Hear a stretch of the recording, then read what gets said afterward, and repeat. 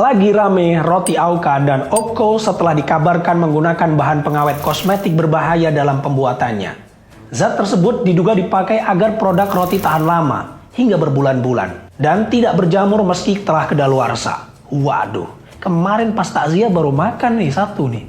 Gimana dong? Auka dan Opko memang jenis roti rumahan yang pasarnya menyasar pada pasar tradisional, toko kelontong, warung kopi sederhana. Kalau nyari Auka di Alfa dan Indomart, nggak akan ketemu kalian. Selain karena harganya murah dan adanya kandungan berbahaya, kalian semua juga harus tahu kalau roti ini mematikan roti-roti rumahan lainnya. Dan siapa sih sebenarnya di balik roti rumahan ini? Apakah benar roti rakyat yang punya rakyat juga? Berdasarkan laporan majalah Tempo, ternyata kedua produsen roti tersebut berasal dari dua perusahaan yang berbeda dan tidak ada hubungan satu sama yang lainnya. Dan berdasarkan akta perusahaan yang dilihat, Auka diproduksi oleh Indonesia Bakery Family yang berstatus perusahaan penanaman modal asing. Sedangkan Opko diproduksi oleh Abadi Rasa Food selaku perusahaan swasta nasional. Jajaran pengurus Indonesia Bakery Family pun didominasi oleh warga negara asing. Sebagai contoh, jabatan Direktur Utama Indonesia Bakery Family dipegang oleh seseorang yang berinisial GX, warga negara Cina. Serupa dengan Indonesia Bakery Family, mayoritas saham Abadi Rasa Food dipegang oleh seseorang berinisial WQ, seorang kelahiran Fujian, Cina, yang juga menjabat direktur di perusahaan itu. Waduh, selama ini dikiranya roti rakyat ternyata bukan rakyat biasa. Menariknya, sejak munculnya roti ini, banyak produsen roti rumahan yang bangkrut gulung tikar, bahkan putar haluan milih jadi agennya.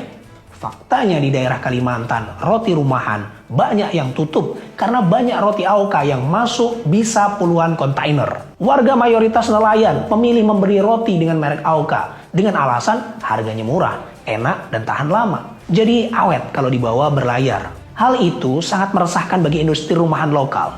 Ya siapa sih yang terima? Tiba-tiba dari luar masuk brand roti rumahan yang langsung menyisihkan usahanya. Sebagai warga yang pintar dan budiman, harusnya saat mengkonsumsi makanan, kita juga harus tahu kandungan apa yang terkandung di dalamnya. Kenapa makanan A, B, dan C bisa tahan lama? Apa sebabnya? Setidaknya curiga sedikitlah dengan hal-hal yang sekiranya kurang wajar. Jangan hanya harga, rasa, lalu kita lupa dengan kesehatan kita. Satu hal lagi, roti rumahan yang wajar itu tahan lama maksimal 5-7 hari. Pemerintah khususnya BPOM harusnya bekerja sama dengan otoritas laboratorium lain sebagai bentuk transparansi. Sehingga data lab dari suatu otoritas laboratorium dengan otoritas lab yang lain dapat disatukan, dikaji, diteliti dengan bersama. Sehingga dapat kita capai tujuan bersama yang lebih baik, teruji, juga transparan. Bukan sebagai otoritas tunggal.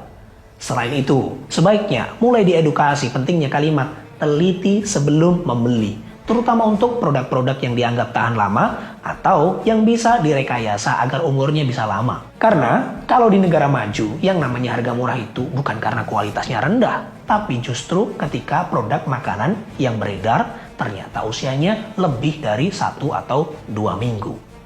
Jadi kalian masih mau jajan sembarangan kah? Rasa-rasanya kok nggak susah kalau cuma membaca komposisi makanan demi kesehatan. Nanti yang sakit siapa? Yang disalahkan siapa juga? Oke.